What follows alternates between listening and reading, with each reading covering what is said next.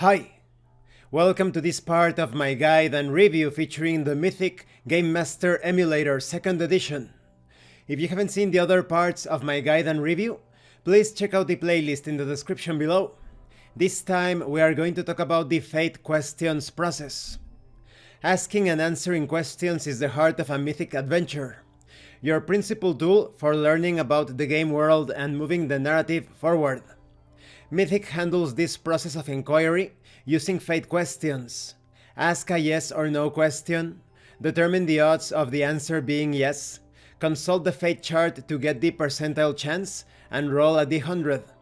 Your roll will determine whether the answer is yes, no, exceptional yes, or exceptional no. Interpret the result within the context of your adventure and continue playing. So for example, maybe you want to set up a typical fantasy RPG situation. You are sitting in a tavern.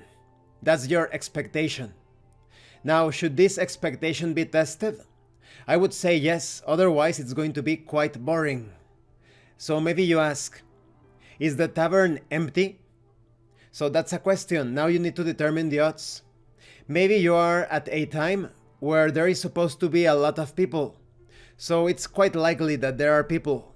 You make your roll using the Fate chart, or you make a Fate check, and you interpret the results. Maybe there are people in there. So now you have a bunch of non-player characters to talk with, to interact with, and to obtain some clues about opportunities for adventures. But what if you get a result where the tavern is empty? Perhaps this is going to turn into a mystery or perhaps a horror adventure. Why aren't there any people at this time? And so the process continues. It's a loop. You ask a question to see if the bartender can tell you why it's so empty at this time of the day. And so the adventure continues. Now, when to ask a Fate question? As you play through an adventure, you improvise the details based on what you expect your character to experience. You can pause your improvisation at any time to test an expectation with a Fate question. Usually, you do this during a moment of narrative tension, or when you are unsure of what will happen next.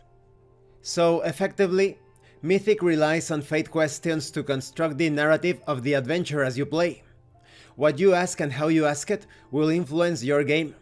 While it's best to phrase Fate questions as naturally as possible, there are a few guidelines you should keep in mind.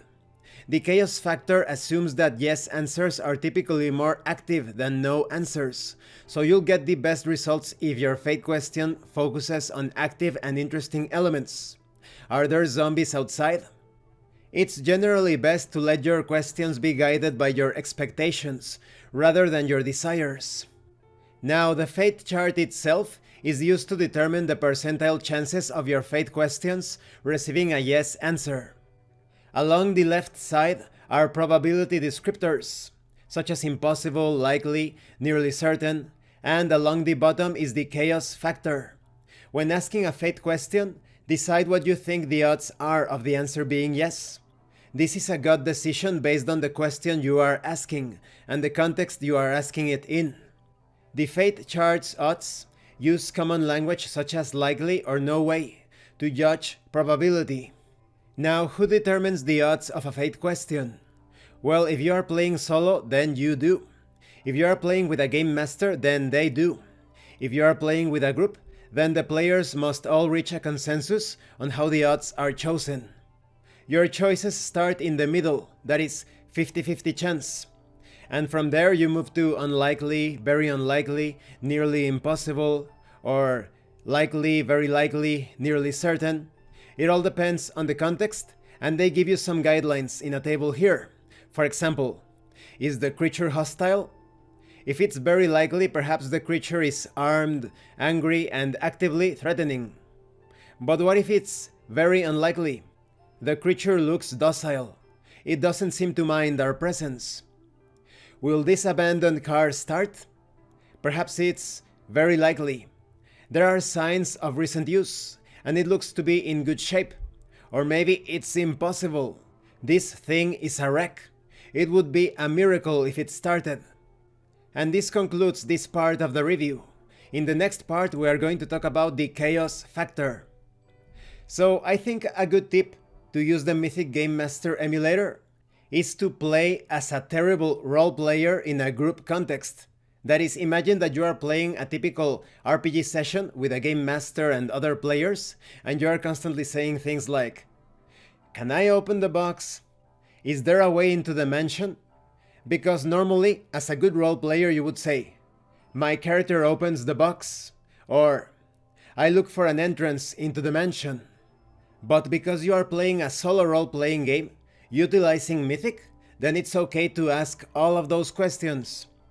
And whatever result you obtain based on the odds of the question is going to move the adventure forward. In the case of the wrecked car example, maybe it's a post-apocalypse setting, so now you need to look for the parts to repair that car, and you're going to need many of them. So now you have an excuse to go out and explore every dangerous site in the post-apocalypse setting. Thank you for watching this part of the review, and thank you for your likes and your comments. If you have any questions or comments, please let me know. And thank you so much to those of you that are going the extra mile to support the channel. If anyone else wishes to further support the channel, the information on how to do that will be in the description below. Once again, thank you, and see you later.